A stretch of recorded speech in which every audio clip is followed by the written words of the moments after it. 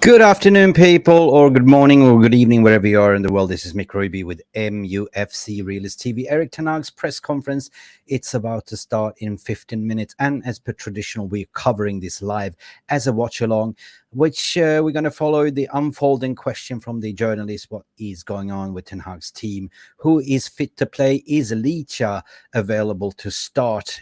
We've seen reports also that Marcus Rashford is back in training. How will he line up? Will we stop Arsenal winning the league, or will we get steamrolled? Will we roll over and get our bellies tickled on Old Trafford? I don't know. I had a little bit preview yesterday with an Arsenal fan. If you missed that stream, Alex Young, and he felt a little bit nervous because he said Arsenal never do well against Manchester United at Old Trafford. But let me know your thoughts and feelings. Big up for all of you that's tuning in. Please don't forget to like and subscribe to this video if you want to become a member. Also, for €1, you can click the join, become a member into this fantastic community. And speaking about community, I need to shout out everyone that's tuned in this afternoon. As per usual, we have Lucky Singh in the house that's tuning in early. Big up also to Stephanie Griffith, one of our moderators, M&M. Yes, I am waiting for Mark, M&M's Mick and Mark. So where is my peanut M&M? He's coming in. Apparently, he is on a train in Düsseldorf, running, scared, because he had a meeting with Jadon Sancho to convince him to leave for £45 million. Easy sell, I reckon. Easy sell. But the question is, will Dortmund take us for mugs in the summer window? We know they got money and they are making the Champions League final. So I do expect the journalists to ask questions about Jadon Sancho and how does Erik ten Hag feel about Jadon Sancho. As per usual, there will definitely be some Hollywood insider gash questions regarding, the player status and player power and Sancho and Rashford and stuff like that. But anyway, we are not here for that. We are here for footballing matters, and we are here to listen to a proper Ten Hag press conference. The Thomas Tuchel rumors, definitely somebody's going to sort of ask him the question, sort of inverted question, not directly ask him if your job is on the line. But I predict it's going to be one of those questions anyway. Big up Jamie Wayne. It's also in the house, one of our moderators, saying, if people are going to throw abuse at the manager in the chat, I'm not bothering joining with the toxic shit. Well, that's the reason. Everyone can have their opinions, Jamie. And, the strong thing you can do mentally is just to switch off, right? Everyone is entitled for opinions, even if you're Ten Hag in or Ten Hag out or whatever you feel. That's the beauty of this channel. We voice our opinions with the voice of reasoning. Jali Malmin is here to start. Somebody who's just gotten back to training could be a disaster. I think you are referring to Lisandro Martinez. We need this guy at the cup finale. Let him train until then. That's a good point, Yali. But you got to think about it. He hasn't. He doesn't have any match fitness, right? So will he start? I don't think so. Will he be on the bench? Most likely. To start him would be a little bit of a disaster, but it's all down to medical department. Our famous medical department, how they declare him and how he feels if he could start, right? But there's no doubt in my mind that Ten Hag will throw him in, if he's fit to start, as a starter, because if you look at a centre-back pairing, it's been diabolical. Half-fit Johnny Evans, Casemiro, that looks like he's checked out. And it's not Casemiro's fault. Casemiro is not a centre-back per se. He's more of a CDM. So he's been doing a okay job covering. And so big up for Casemiro. But I think he's been thrown under the bus at the moment. What are you saying here, Jamie? 2 legends have come out to back him now. And I've spoken to people attacking Beckham and Neville for thick bastards who don't have a brain in the fan base. You know what? I'm not here to talk about in or out, but if you back him, and big up for the managers. You know what I mean? For the ex-legends. So good afternoon to you as well. Lucky seeing what you're saying here. Lisandro Martinez, Mason Mount, McTominay, Bruno Fernandes will run shirt at 90 minutes. Well, I don't know about Scott McTominay. If he's back, it was a twisted knee a little bit. So, I would sort of save him if we're going to look to sell him in the market, like in the summer. So you don't want to sort of risk the injury, because if he's injured, you can't sell him at the end of the day, right? Maguire, I don't know what's wrong with Maguire, but maybe he's also dodging the bullet not to be sold. But there's a lot of interesting facts that we're going to dive into later on this summer as well, like, the ins and outs and what the overarching plan is. So you guys at the pub, like you sing, so big up for you. We are coming down to one of the season finales of Ten Hag's interviews, and it's been a little bit of a interesting season, like, how he's developed his English skills since he's first started, and how he's now handling the press, and who's been allowed to ask the real questions. So for me, it's more about, like, can we get over the line over Arsenal, or do we allow Arsenal to, or do we allow City to win a 4p? At the end of the day, if City wins the 4p, it doesn't sit well. It doesn't. But, if they win, nobody really noticed, right? Nobody really noticed if Haaland scores 50 goals. Nobody talks about it because of the small fan base and the 115 charges. So, yeah, at the end of the day, like, if City slips up this weekend against Fulham, and Arsenal beat us, the Arsenal have a genuine chance, because if both win the 2 games in a row right now, City will win with 1 point ahead. So this is how thin margins are, guys. This is what it is. And, our season is pretty much we're playing for pride against Arsenal. You got to admit it. Like, Arsenal is rolling up to Old Trafford. Arteta is playing for the title. And there's some Arsenal fans that wants Arteta says out, like, if he doesn't win the title this season, which is absolutely mad. Because if you ask me as a United fan, if we were finished second in the league, we say, well, a great result. We take that in a heartbeat, considering where we're sitting now, 8th in the league.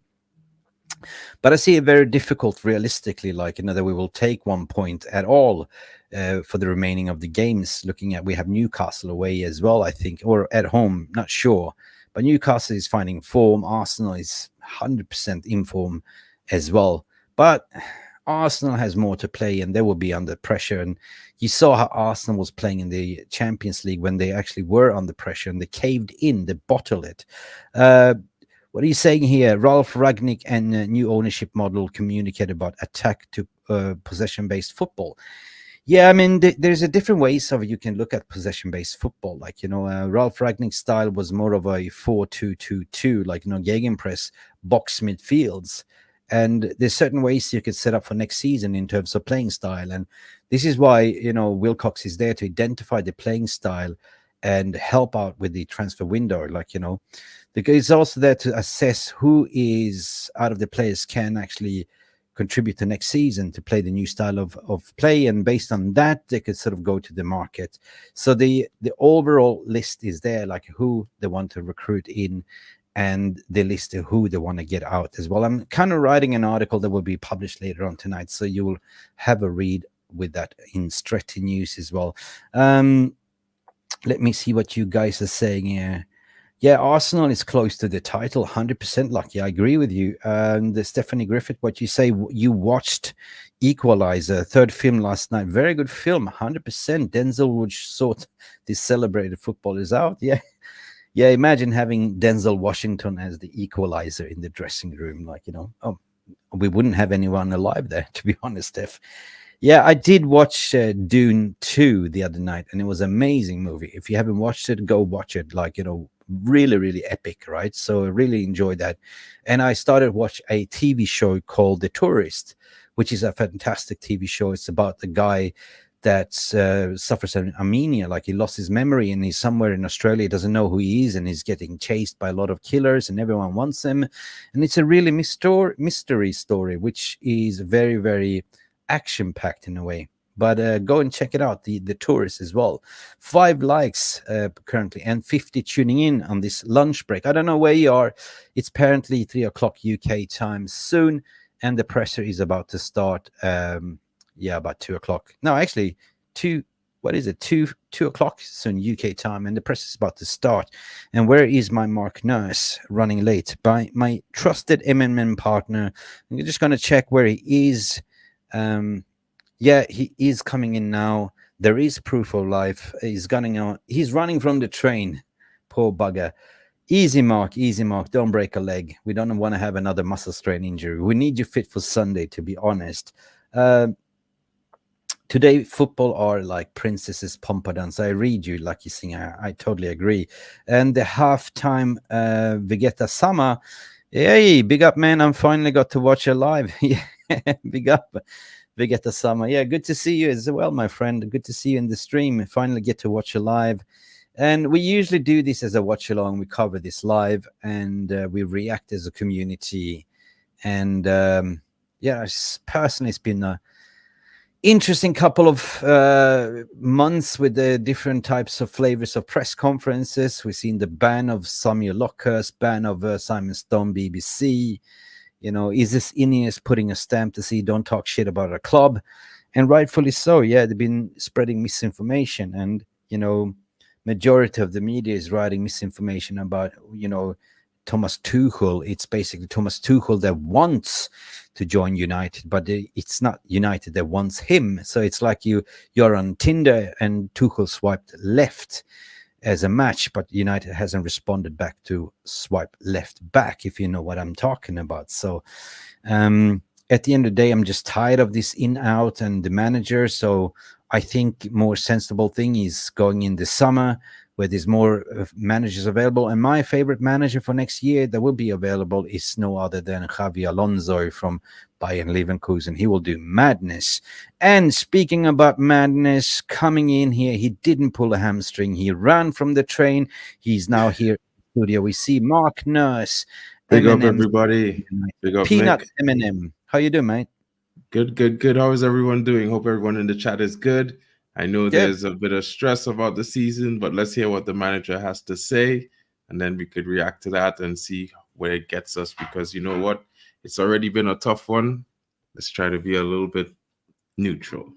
Yeah. We got to have a little bit of a fun, you know. And Alex, big up to you. And now it's time to know what the matter, what is ahead of you. Yeah, I guess the truth will be out there sooner or later. David is here as well. Big up, David.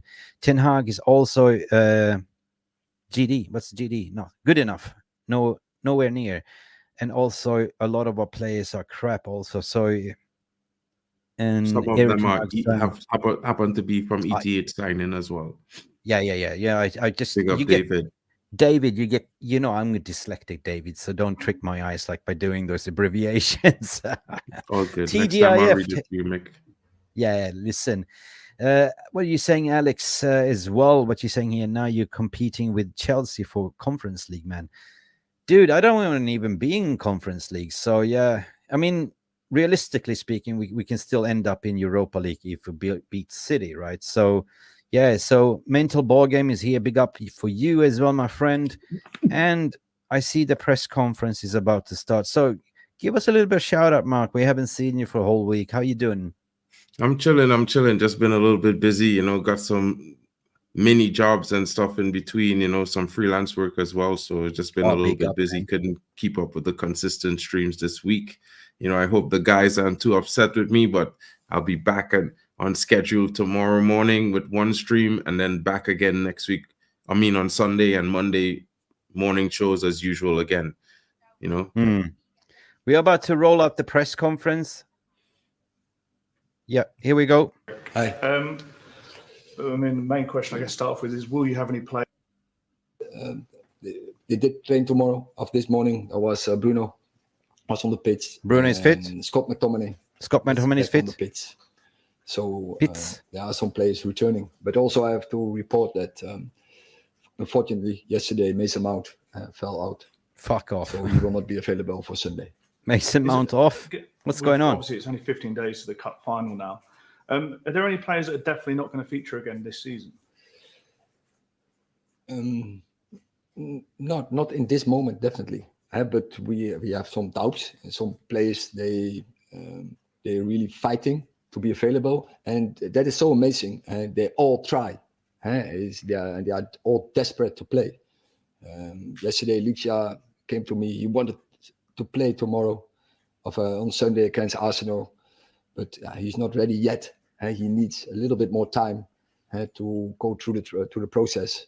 But he is so desperate, and there are more. Rafa Varane, Victor Lindelof, Luke Shaw had a setback in his process as well. But there's still a hope, and he will fight to be available for the final. Martinez is keen to play in the cup final, but he's had 3 injuries this season. He's back on the grass. What's his situation? I just tried to explain. He is desperate to play. He misses so much. The team missed him, and he wants to play. But as you say, he had 3 injuries across the season, and he's almost there. So injury free.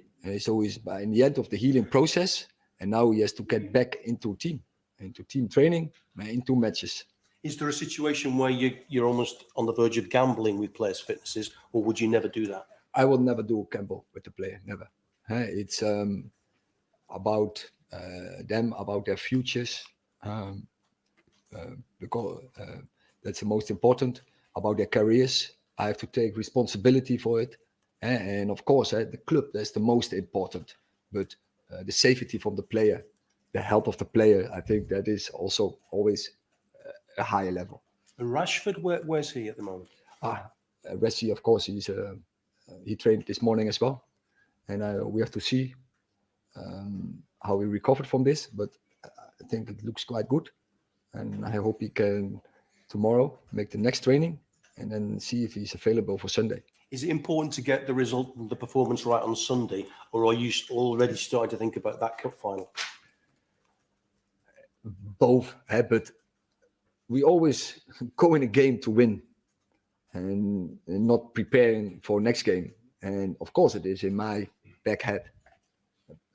But we want to put out a team what is competitive for Sunday, a team what is eager to win, and we choose the best team for Sunday to win that game. Eric, of course, you want to win the next game, as you say. At what point, though, do you start looking at the bigger picture and think about prioritizing games? You do always. So I don't take big risks with players now to win on Sunday, and with the risk they drop out again. Yeah, true that. But I think it's not so different in a normal situation if you didn't have that cup final. And looking ahead to Sunday, Arsenal, how do you prepare for them? What do you expect? We know all. It's one of the best teams, or probably the best team. You can discuss about this. Is City the best team, or is Arsenal at this moment the best team? Very ball secure. So very good structures. We have to play to absolutely our maximum levels to get a result in. But Rashford back. Rashford back. What do you say to the fans, Eric, who Simon Stone is look back at this game and think after Monday we've got absolutely no chance? So you see the fans on Monday, they were our example. That is what I told the players. They backed us, and I think they see how we struggle. They see our problems we have. So they have a very good understanding about all the injuries we have, that we struggle, but they keep backing the team. So I'm very pleased with them. Just about Mason Mount, I mean, it almost encapsulates your season in a way, that he came, big expectations, and he can never play again. It's very unfortunately, very unlucky. And as you see, it's a symbol, but we have so many injuries, and it's difficult for all of us, for the whole club, but in particular the fans, and that's why they show unity. And when things are going bad, and you stick together, we will come out. And still, we have to play for something really high. That's the FA Cup final, of course. And for the rest, we will keep fighting in every game to get us also over the ranking into Europe. Just on a relatable note with Mount, Samuel Luckhurst is back. Declan Rice, because he was available for transfer in the summer, given his impact at Arsenal.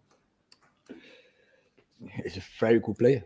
I would absolutely have fitted here, but not that I'm not happy with Mason. This is what you're suggesting.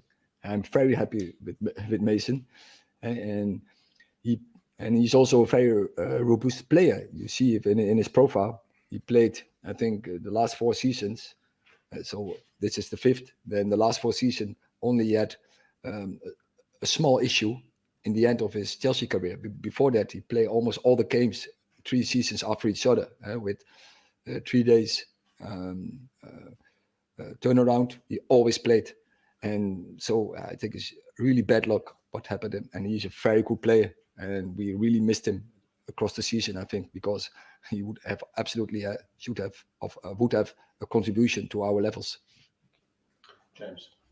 Eric, your fellow Dutchman, Louis van Gaal, had a difficult second season in charge at United in the Premier League in Europe, but then went on to win the FA Cup, but to his great disappointment. Here comes the second question. Have you got any concern that the club, that even if you go on to win at Wembley, that the club might end up making a similar decision to what they did over Louis? No, I think they have common sense. And they see when you have 32 different backlines, when you have 8 centre backs, you use 8 centre backs. If they see we use 13 partnerships in centre halves, when they see when we don't have a left fullback, when we have so many injuries, they know that will have a negative impact on the results. And still, we are fighting, and it's huge, FA Cup final. So we are very happy to be there. And can still be a highlight for this season. And of course, we are not happy, but we know the reasons why we are underperforming in the ranking now. And that's causes the injuries. And I'm a realistic person. And I see this when I make this analysis. And no team will perform when you have so many injuries in key areas. Last question in this section, Rob. Hi, Eric. I think most fans would probably accept the problems you've had to face with the injuries, and you say that you've had so productive conversations with the owners behind the scenes. But do you not think it would be of value for the owners to say, beyond any doubt, that you're going to be manager here at the start of next season? Because that way, all the uncertainty just goes away. The fans stop speculating. The players are sure of what's happening. Do you not think that would help if the owners came out and said? This question you have to make to the owners, not to me. Yeah. It sounds like you would quite like them to do that. But once again, you have to make this question, and it's your opinion, and you have to make this question to them and not to me. They're trying another version to get answer. Why you're in such an unfortunate position, because you have to sit here in front of us, and the owners aren't in front of us. Yeah, but that's my job, and I take responsibility for that to speak with you, and that's why I'm the manager, and to give the answers. And I don't care if they do or they don't. I'm working on improving my team and to develop my team, and that's my job here. You can tune into Matchday Live from 2 o'clock on Sunday. What a thriller! The last one was a very attacking question, to be honest, Mark. And the reporter got agitated. It's like, why are you not answering? You're speaking in front of us right here, right now. You did the right thing. So you have to ask the owners.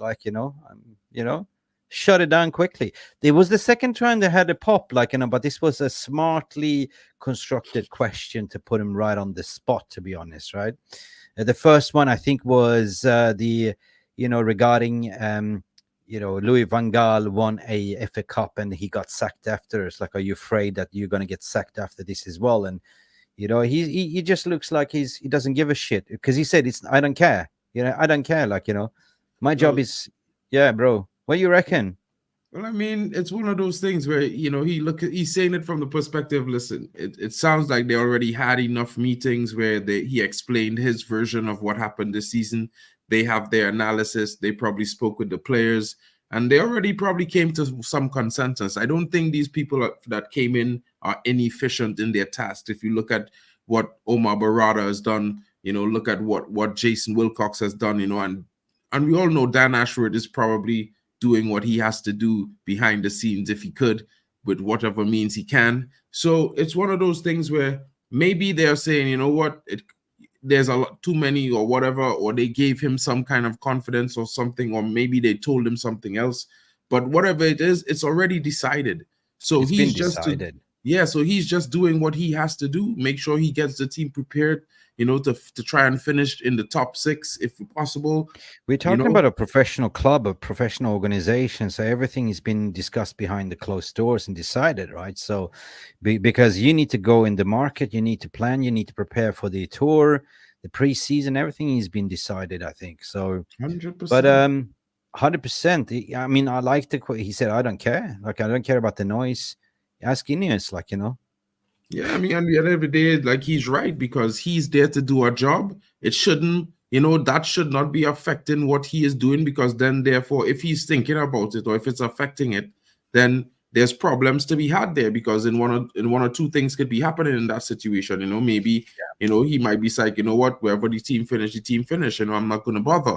But that's not the case. You could see that this guy still cares about what is happening, cares about the team. He's, you could tell by the way he's reacts on the sidelines, when things happen, and he's frustrated more than most of us, So yeah. Listen, one thing that baffles me, I think they out of the sim bin, the orange or yellow, orange or blue card, or whatever you call it, it's expired. So we heard questions from Samuel Lockhurst, we heard questions from Simon Stone. They're back in the fold, and Claire is saying here they want him out 100%. So, you can hear the type of questions, but never did they ask about Jadon Sancho, which was surprisingly, they didn't ask about Sancho. So if we summarize the overall, Rashford, right? They didn't even ask about Rashford. Was he fit or not fit? Nothing about Rashford at all. But if I do summarize the team news, we spoke about LICHA. He's so desperate to play. He wants to play, but it doesn't look like the manager will pick him to start. He will probably pick him on the bench. Also, the setback regarding Luke Shaw, he's also coming back. But predominantly the tone of this press conference was more about we parked this season. We are just now focusing on the FA Cup. That was kind of the tone that I felt like, Another setback is Mason Breadstick Mount injured again, and you might wonder what the hell is going on with Mason Mount. Like, he just got back from injury and he plays and features. He's out again. What the hell is going on with Mason? Oh, they asked about Marcus. My bad. I didn't even hear that question. To be fair, guys, my bad. Did they ask about Marcus? Yeah, they asked him, and he said he trained. So he trained. Yeah. Who else did train? Bruno Fernandes trained. Bruno trained. Scott McTominay trained. Rashford trained. Yeah, I didn't hear that part, so my bad. That's why I asked. Yeah. Mason Mount is out, which is a shocker. They didn't ask anything about the centre-back positions, nothing. So we are a little bit left in limbo. But if we go, and summarize in general, Mark, of course, he said about some setbacks, like, Mason Mount. Yeah, I mean, if we focus on LICHA, right? LICHA, we desperately miss the communicator on the pitch, the warrior on the pitch, and he's desperate to get back. But it feels like he's like, I don't want to risk the player. Like, I don't want to, he's getting more sensible. No, I don't risk players. It's all about the player welfare and stuff like that. And, so I think he's taking a precautional approach now. Like, he's been fooled once bitten, twice shy, like by the medical department, they declare them fit. So do you agree that we should, just focus on the FA Cup and just rest them, or do they need a little bit of a playing time? Well, I mean, I feel what he means by that is they're not gonna, like, maybe he's available and he could be available for selection in this game, but he'll probably give him another week and wait for the next game, maybe, to give him some minutes, because we have the game midweek as well against Newcastle, and then the following weekend we have a game for the last game of the season. So maybe on the last game is when he might give some of those guys some minutes, but he will try to do what he has with those who came back, who were training, like Scott, maybe Bruno, even Rashford might get in. So I think that's the better thing to do, try to play those players who are more readily fit than the ones who are coming back. But at the same time, I hear what you're saying, but at the same time, match fitness plays a big part as well. So yeah, if he will definitely be on the bench, LICHA, like, and if he gets some minutes in the second half, that's good. Like, gets a couple of minutes there as well. But yeah, so I get the point of resting, but you need to get a little bit of a match fitness into the play before the cup as well, because you're just going to put an unfit player or non-fit match player into the FA Cup. It's going to be a disaster. That's why I said he probably might get minutes midweek and in the weekend on Saturday. So those might be the two games where those players might get minutes. Maybe this weekend might be too soon. Can you imagine LICHA had 3 injuries this season, but he's desperate to get fit? It's been, and he spoke about the setback of the season, 64 different injuries, and he keeps coming back to that. But guys, you got to think because that absolutely derail your whole fucking squad and how you can play, right? The sad state of affairs is when we looked at the Crystal Palace game, and when you looked at the bench, we had nobody, right? The only senior player we had there was Amrabat, right? The rest were youngsters. You had Tom Heaton and Bayandir on the bench as well as goalkeepers. So we are like we are a very depleted thin squad. So does it really matter for him, for Arsenal, to have a point? Or he looked like this interview, he was more focused on the FA Cup. Well, I mean, for me, he looked like he's going to try to get the best result he can in the league, because he did mention that he would like to get to a Europa space. So I think he's going to do his best with what he has available. I think he wants to win the FA Cup because that's also a backup. But if you want to guarantee trying to prioritize winning the FA Cup, then you still will have to get players fit and ready. So you still have to do a similar job either way, because you still have to get the ones in form, the ones not fit with some minutes. So Mark and the panel, everyone is tuning in, I want to hear from you as well. Does it seem like we have forfeited the season and just focusing on the FA Cup? Because we can't reach top 5 is gone, top 4 is gone. We can't reach that, can we? I mean, we don't need to really get to top five. We could get 6th and still probably get into Europa League, because at the end of the day, if Man City wins the FA Cup, then we get Europa League. So it goes down. Yeah, because 5th place is guaranteed Europa League. 6th place would be Man City, would be in the top 4, so they would be playing in UCL. They can't play in both Europa League and the UCL. So that means that it goes automatically down to the 6th, so we can still scrape something. It's possible. You never know. So it's one of those things where we have to try to see if we could get the 9 points. If I didn't know that. Get 7. It's almost likely that Spurs are going to lose again to Man City. So it's possible. You never know. You know what I mean? So Chelsea's going to have a few tough games. They could still lose. You never know. The season could be over in terms of really competing and getting top 4 UCL, where is the basic standard for Manchester United, for our club, But we're in a rebuild, so it's a bit tough. Well, if you look at it, we are only 2 points away from 6th to Newcastle. Sorry about this one. This is advertising. So yeah, we're currently sitting on 8 on 54 points, equally to Chelsea, but Chelsea has a better goal difference. Newcastle on 56. So yeah, you can still play for a 6th, right? Yeah, I mean, you just and then need to win. Newcastle at the very end, and Spurs are slipping as well. So basically, we are 5th. We are 6 points away from 5th. So mathematically, you can still make 5th if you win everything. I mean, if you get 7 points, a draw and 2 wins, you get to 61 points. If Spurs don't get any points for the rest of the season, you pip Spurs. You know what I mean? So we do actually have something to play for other than pride on Sunday. 100%. Cool. Yeah, another thing what I picked up there, he said I will never compromise players, but he's been compromising players before. Has it been more of the misinformation from the medical staff? Well, I mean, I would certainly think it's misinformation from the medical staff, or maybe an oversight on their behalf, because if the manager is told that, listen, if the manager is told that these players are available by the medical staff, that's the director of medical, that's his job, to clear players fit and available for play. So if he has questions about the player fitness as the head of medical, he's not supposed to recommend them to the coach. So if the coach get recommended players, these players are available for selection, again, they are fit, the coach is obviously going to try to play them. You know, obviously they will speak to the players, and if the players say, well, look, you know, yes, I am fit, I feel good. You know, some players, you never know. Some players might try to say, well, listen, I'm ready, because they so want to be back for the team. So. Okay, so for now I'm thinking, like, you know, we shouldn't do anyone a favor. Like, you know, we should be united. We should just play for our points and our positioning, right? So, you know, there was a question, how do you prepare for Arsenal? And he said, you know, Arsenal is the best team, ball secure and very good structure. So what I wanted to see is to shock Arteta, to not, you know, Arteta knows pretty much the way we line up, but do something different, right?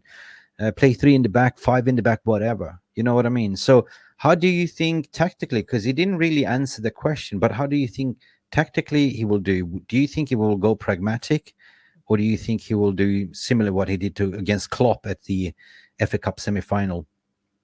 Yeah, I feel like he's going to do some different things. I mean, if you look back to the game this season where we played at the Emirates, we had a kind of a 4-4-2 slightly kind of shifted formation in a way, which altered into a 4-3-3 during the course of the game. And for the most part, we should have won that game. We were leading 2-1 until they revoked the goal based on a crooked line or whatever, if it was, you know, whatever. But we ended up losing the game.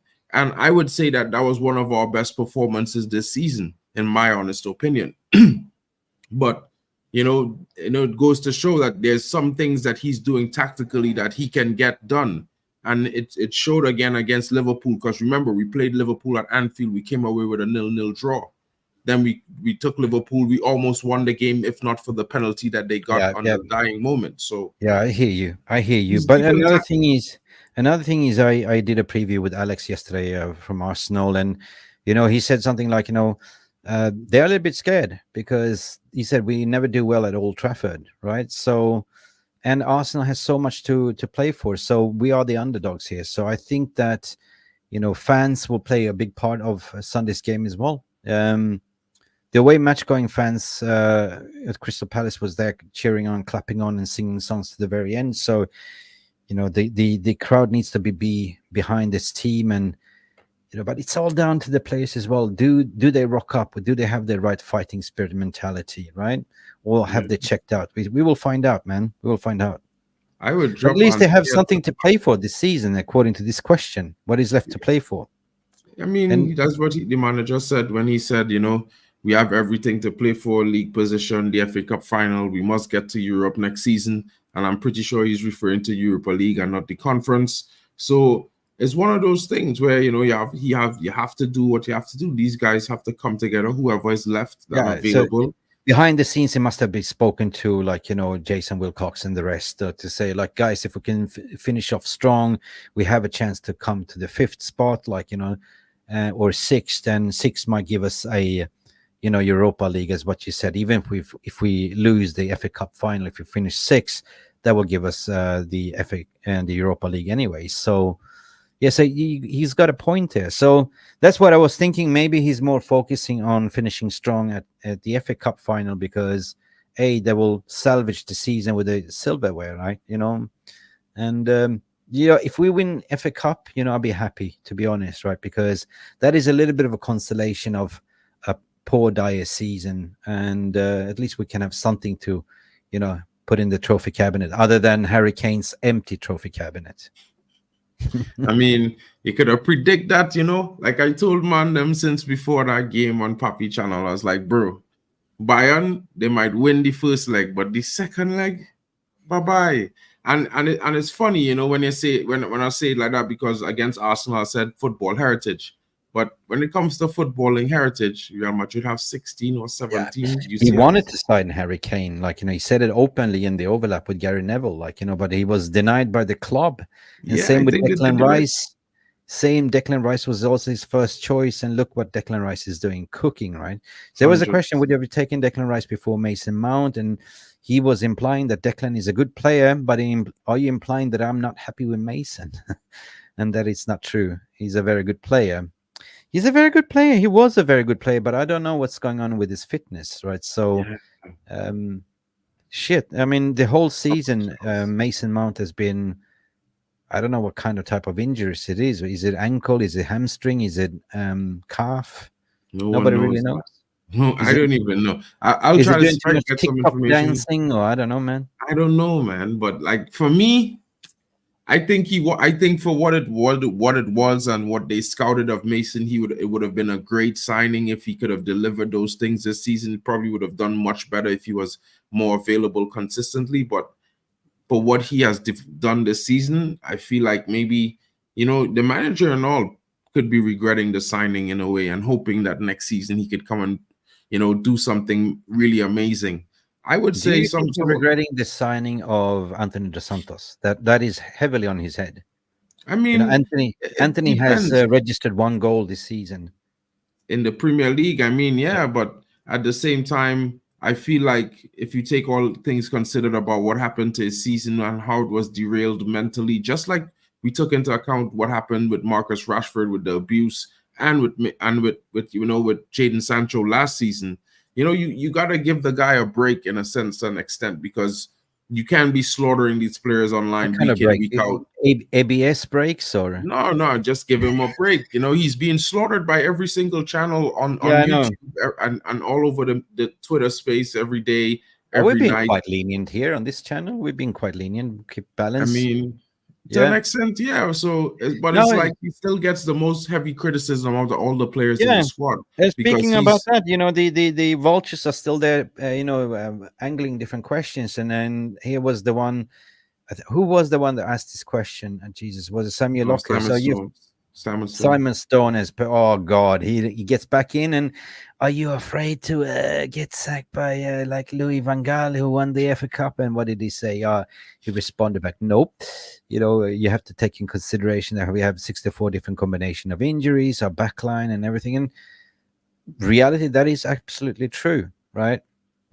Tell me any other Premier League club other than Newcastle that had the same similar misfortune. And all we can wish for is that we get rid of these injury-prone players, so they get a proper break in the season. But you know, you also got to take in consideration, according to my opinion, it's also Premier League's fault, right? By increasing extra minutes in the, you know, added on 10 or 9 minutes and 100%. That was too many games, right? You know what I mean? So football has become all about money more than player welfare, I think. 100%. I think those extra minutes did a lot of damage to a lot of players and a lot of clubs this season, not just our own. You know, at the same time, I feel like the Premier League needs to also just, you know, moderate a little bit back, because VR was atrocious as well. And by the way, speaking of extra tournaments, did you see that FIFA wanted to launch their own club World Championships tournament, right? That was voted down because of player security, because they're playing almost like, you know, too many games already. Did you see that yesterday? So they want to. Looking at that. FIFA wanted to create their own thing, which is interesting. Like, you know, Club World Cup, right? But still, like, where would you squeeze in that? Like, you know, Champions League is going to be more games, more clubs. It's all about TV money, revenues. I think. Plus we have. Listen, it's not going to get better in terms of healing of injuries, because you have the Euros as well this summer. So where is this fucking place going to get a break? To also have, you know, Copa America as well for like guys like Lisandro and these guys. But at the same time, I feel like, you know, maybe after the trial this season with the new Champions League, I think it's going to be a lot of games, right? So I feel maybe they might go back to the cup, the previous format, and if they do that, then it might open up. But you know, you never know. The PL might also reconsider the extra minutes that they've been added onto games, which might decrease again, you know, because then, you know, if they could be found being partly at fault for the extra injuries. So yeah, no, 100%. And what's new coming in the season is the semi-automated offside and VAR, like they use in the Champions League, which is really good. But they really need to oversee, like, you know, the handballing ruling and what else, like, you know, inconsistency of penalties.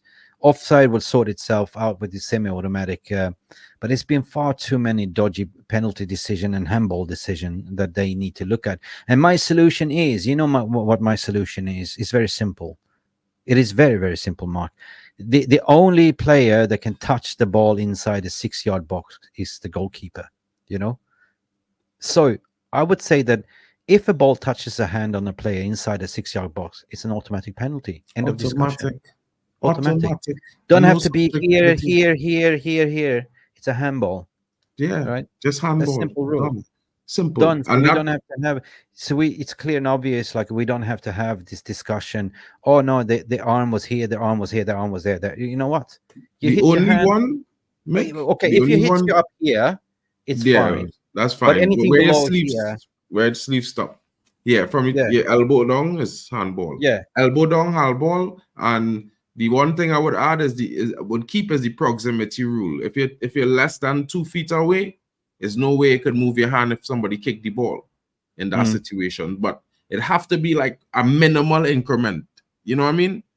So not like if it's like 4, 5, 10, 20 feet out, 10 yards away, and it hit your hand. No, if it hit your hand 10 yards away, like on a free kick, like Jack Grealish. I mean that would just eliminate time wasting, and they would eliminate debates, and just 100%. Can we just submit this proposal? I think it's brilliant, right? That's what you I had to won't, do. I won't even take copyright claiming on it. It's just like simple. It's logical, right? So, what is the VR room saying about this one?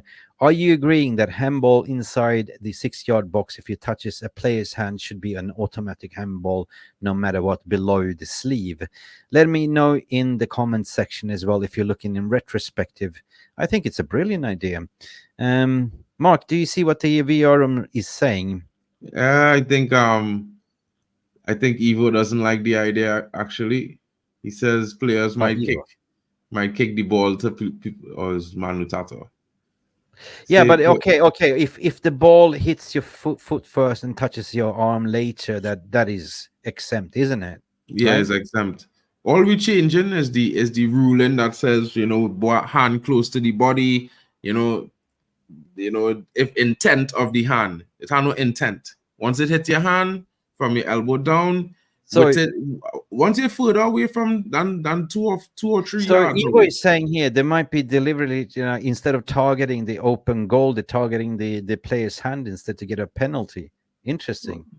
I mean, it have ball to hand rule already, bro. So you can't, they could, they should be able, with the new ball that go and have the chip, they could check trajectory on those balls now. Because in cricket, they have a ball trajectory with a laser. So you could see where every single ball bounce and it go on the pitch. Why do we implement a chip on the ball that could tell you if it was a handball or not? Well, I mean, the reading of that, right? All you need to know is a trajectory. Yeah, soon they're going to start selling you the VR glasses where you can actually pick to be the football. Exactly. You see it from the football's perspective, Jesus, you will get dizzy and puke your guts out. Any more suggestions, how can we improve? Because I don't think VR has done such an improvement. 1%. I've already made fix that go and drastically improve VR immediately. Get the team from AFCON, get them to the Premier League. What I want to see is a mic'd up VR room so we can actually hear transparency what they're discussing, right? So otherwise you're constantly going to get this VR is corrupted. Get rid of that and just let us hear, right? True. Mic it up. Nah, I mean, no, maybe not the on-field referee, but maybe the VRs when VR is announced, maybe the mics could go on and they could hear them. Or you can also have like they have in tennis, in the ATP tours where you can challenge. You have 3 challenges, right? You can challenge the decision. I think the AFCON refs and the AFCON who was doing it with VR, they had it perfect, bro. It wasn't no time. It was like literally 30 seconds to a minute. If it was taking longer than a minute, then it was no decision. Keep the on-field decision immediately. Continue the game. Listen, Ivo, we consider 81 goals. It's a shocker, but if you look at last season, mate, we were we won the Golden Glove, and the team that conceded lesser goals. And you can marry things together and you can understand the centre-back pairings and everything, you got to take that in consideration. I certainly do. And but it's not acceptable. 81 goals and less goals scored. So it's been we know what the problem is, but yeah, next season can be a different crop. So we see, right? It's like it's like you're having a farm and you planted some seeds and it didn't rain, so just all the crop dried out, and so we have no crops this season. And it's been tough. Seasons are different. Tough. You get bad seasons and good seasons. Finally, what he said as well regarding another second question, and that was the last one to finish on. And he said, when he said, "Is there any certainty for your position next season? Will your position be there at the club?" And this is where I said you have to ask the owners. And this is where they get very vultures and the knives are, well, you're sitting here, answer me. I'm privileged, answer me. And it's like, come on, mate, Yeah, 100%. I mean, he's not going to impede himself to say anything. True, and it don't make sense. For me, it's an unintelligible question. Like, as a journalist, you should be asking more questions and getting more information, not asking questions that you're trying to imply to get an answer that you're looking for. But you know what they do? They gang up and they have the same question, but they formulate it in a different angle. Smart, you know what I mean? But I was just so surprised to see that the one's been banned has been come out from the sim bin and do it again. So you never know, they might get banned again. They're starting to remind me of the Fergie times. Fergie used to be banning these journalists and kicking them out radically. Regarding Tuchel, it's been debunked as well. It's more Tuchel's agents putting up fillers to Plettenberg in Sky Sports Deutschland, and you know how it goes, because he's like, he's been sacked, he wants a new job, right? And who happens to be available, like, there's a couple of Premier League clubs looking for a manager, and he's putting his hand up. He missed out the Liverpool chance. They didn't want him for some reason. They took why didn't want him if they assessed him? German. I can tell you what happened in one of these stories that they keep in quiet in Germany about his time at Dortmund, which is very similar to his end, to the end of days at this season at Bayern Munich, is he's always be falling out with the structure at the club, with the higher ups. It's always be a situation where he's trying to either circumvent them or supersede them in some instances. So he's had issues with this. I watched the German press conference after the Champions League when he was grilled, and he was absolutely like a crybaby. Agitated. I don't know. For me, like, you look at if it's a cultural fit, like, and one thing that I know what they're looking for is team players, like somebody that will fit in the culture, that can work together in a team. And he fell out from Borussia Dortmund, he fell out from PSG, he fell out from Chelsea. Yeah, big up, you won some trophy, right? Good. But at the end of the day, your personality is going to be assessed as well. So is he an upgrade just because he won one trophy and, like, the Champions League with Chelsea? Perhaps. But you got to also look at that he bottled it. And, they were 1-0 up. And what did he do? A fatal mistake, against Real Madrid that always finds a way. Subs out Kane and Musiala and totally fucks it up, right? So...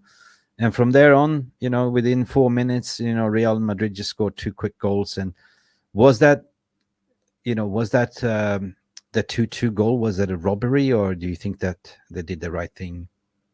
I think in a situation, if it's too close to call, you go with the online with the. Yeah, but either way, if they were giving it, I mean, they had no response to what Don Carlo did, right? They took in a Choupo-Moting that we were linked in the summer, 36-year-old, and who else? Like, Müller, I mean, so, with that regards, like with some teams, they always have that mentality, and especially when you've been doing it for years and years and years, man. Real Madrid is one of those teams, you can count them out to the end of the game. Interesting enough, though, just Jamie, I see Mick, remind the fan base how close Fergie came to get binned. Yeah, we know the story, but interesting enough, like, when I had Alex on yesterday for the Arsenal preview, and he basically said from an outsider looking in, like, and he said, like, you're in the similar situation what we were with Arteta as well, like, but third season everything changed, right? Because he finally got rid of the place that he didn't want, and he started to play a different style of football. And we all got shocked, actually, like, what the hell is going on with Arsenal? Like, the first 20 minutes they went like for the kill, right? So, and that's been evolving. So You know, And I'm not saying like, you could acknowledge there's been no structure, leadership above, and he's just trying to sort of, I don't know. So I'm protecting him a little bit on that one, but I cannot swallow the in-game management. And the way I see the solution being solved is now he's got accountability, because he will have somebody he reports in, which is the sporting director and the technical director. They will assess him and say, Eric, you cannot do this. You need to rotate. You need to do better, because now he hasn't had anyone, because Murta doesn't understand, so he's been led without any guidance. Also, I mean, at the same time, we talk about rotation of players, and there's always going to be 6 or 7 players in any squad. You could name any squad in the Premier League that will start every single game if once they fit. That's just how it is. Yeah. And a lot of the times he couldn't rotate some players to bring them in because of the results. If we down goals, it's not a good situation sometimes to bring in players unless you have a player going to come off the bench to grab a goal to bring you back. It's tough. Yeah. So big up Evo. He's actually an ex-referee as well, so he speaks here. The ref blow too early offsides. You're supposed to let play out, but when they blow the whistle, they can't even go to VR. This is the silly rule. He blew his as soon as Muller headed it, so can't go to VAR. Yeah, true. That happened to us this season, right? As well. Too. Match fixing, in your opinion? We know how UEFA and FIFA can be, right? So, I mean, the match fix a few penalties against us. I don't know why people complaining for Bayern Munich. They kicked down Palestri in the box and Højlund. No penalty for United. Right. Forget that. Anyway, that has been the manager's presser. We are reacting to it. How we will line up, nobody really knows. Who will start, nobody really knows. Looks like Lisandro Martinez is fighting to get back. He wants to play, but the manager is protecting him.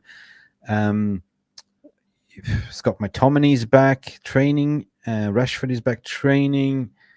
But what I'm worried about is the centre-back situation. So nothing mentioned regarding that. Willy Kwambala, what's going on there? Harry Maguire. Nick, 1 second. I just need to...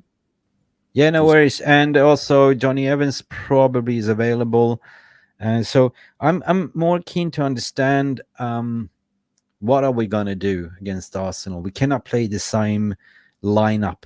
We definitely have to either park the bus, 5 in the back, but I don't want to do that either and hit them on the counter. Yeah, we know that Arsenal, they play a certain style and they will kill us in the midfield with Declan Rice, Odegaard. Oh my God, they have so many good players now, and Saka on the left as well. Martinelli's been so-so, but Trossard has been a good signing for them as well. Although they've been scoring the most goals in the Premier League with other strikers. So, man, at the end of the day, I'm always optimist, but I don't feel good regarding this game. So I think we're going to lose with a 2-1. But, yeah, I mean, if a 2-2 draw, perhaps, or maybe we get a late 3-2 or whatever, At the end of the day, I just want to see a fight. I just want to see the players turn up to play for the pride, and if there's a chance to reach 5th, just go for it, man. Let us know what you think at the end of the day.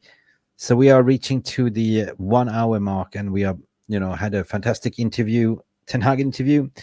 The Simon Stones were back, the Lockhurst was back asking the same questions, and you can clearly tell that they still want him gone.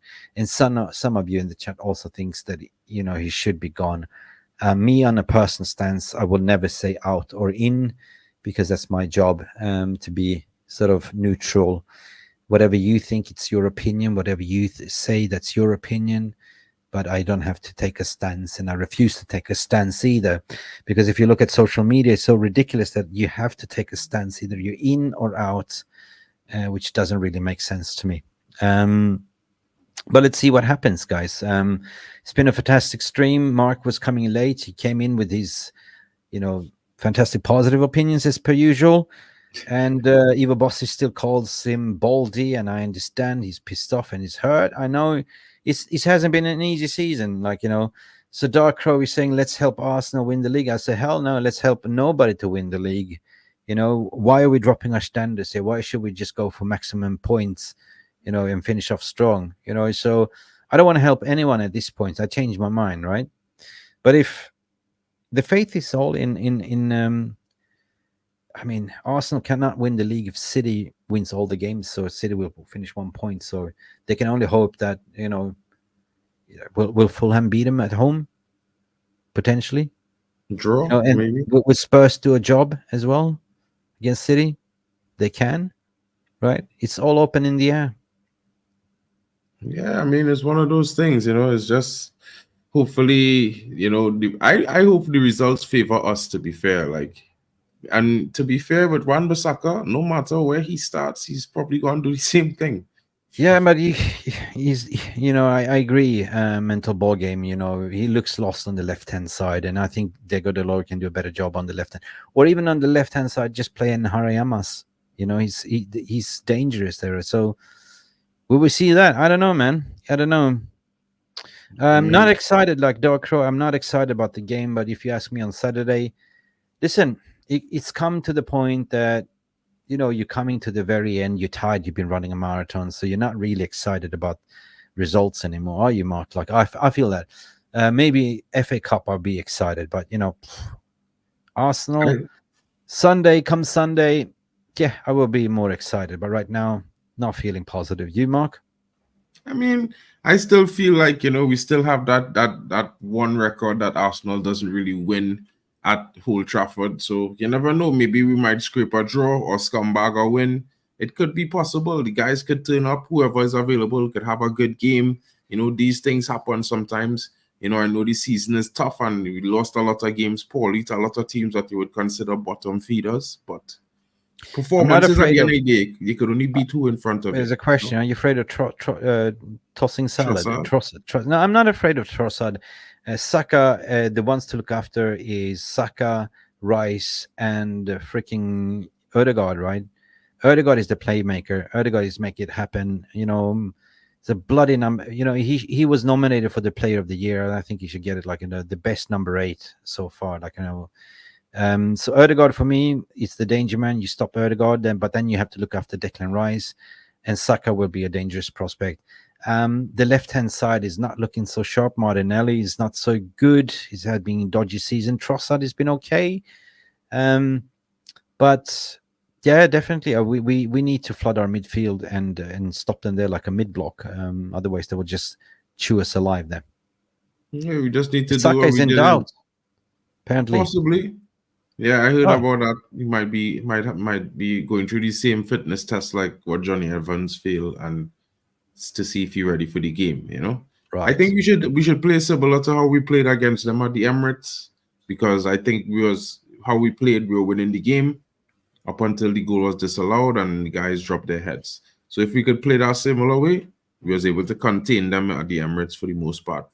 Yeah, but if we win against Arsenal, I would just celebrate. Like, you know, I don't care. You know, I really don't care, you know, at the moment who wins the league, because it's just choosing between cancer or what else, you know, cholera, whatever. You know what I mean?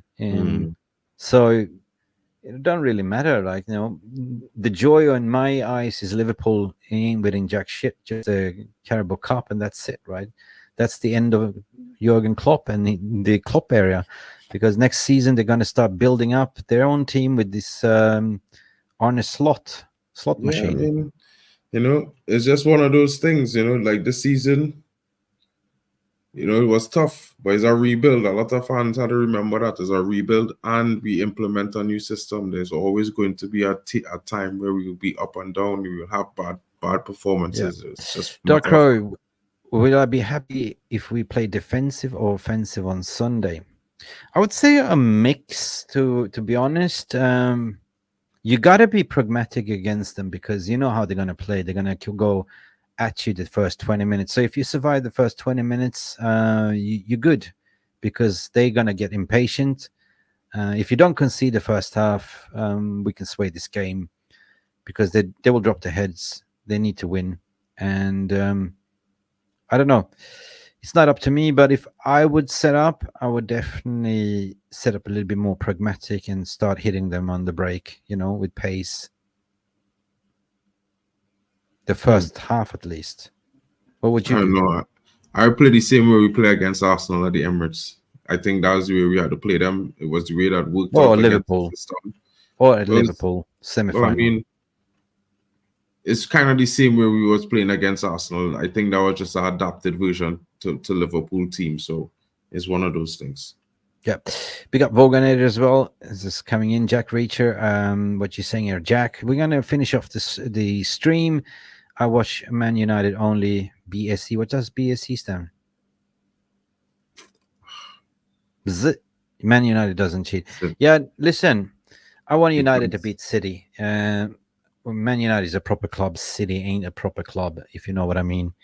As implemented by some Real Madrid fans as well. So, you know what?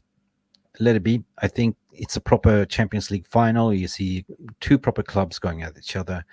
And that's my opinion alone. So I wouldn't like to see a whole German Champions League final anyway. So, but here is a derby, like, you know, and we are playing a derby at Wembley, cup final. We will not do like we did within 5 minutes where the bloody Rodri scores. Like, you know, no, right? So I believe we can stop City. Rodri didn't score. It was Gundogan. Gundu, yeah. 100%. Any more further questions? We have 33 likes. Please get those likes up. But in retrospective, subscribe if you haven't. It's been 1 hour and 6 minutes. We covered the Erik ten Hag's press conference. We'll be back hopefully a little bit later on for a Friday Chills show as well. And will be me, myself, Jarvis, and Stu William. Perhaps Mark will join us as well as a Friday Chill special. A little bit different type of vibe, more chilling, you know, whatever you're drinking and eating, and just have a good roundup of the week and look forward for Sunday as well. Big up to everyone. Anita Handjob, I can see you. I love that name, Handjob. Jamie Wayne, Jack Reacher, Mental Ball Game, Legends, the Voganator as well. Alex as well is here. Alex Mogisha, we're talking about. Ivo Bosic as well. And who else do we have here? Did I forget anyone? Stephanie Griffith, of course, our loyal moderator as well. Without even forgetting to mention, you know who you are, beautiful people. Dark Crow as well, with your great questions and Mental Ball Game. And the half time with Vegeta Sama will here to watch our first stream as well. Big up boys as well to you. And Luman is here. And guys, that's about it. Time to close this shop. And Lord Voldemort, thank you all the way from Hogwarts as well. It's been Mick Ruby here with Mark Nurse, M&M's in the house. And Mark, you are happy to join later on, but also we have happy hour, almost season finale later on with Football Power Hour. Anyway, have a nice rest of your afternoon. We should see you to the next time. Glory, glory, Manchester United. And remember, Glazers out at all costs. Bye for now. Always. Thank you so much for stopping by and watching MUFC Realist TV. Don't forget to like and subscribe and follow us on the socials.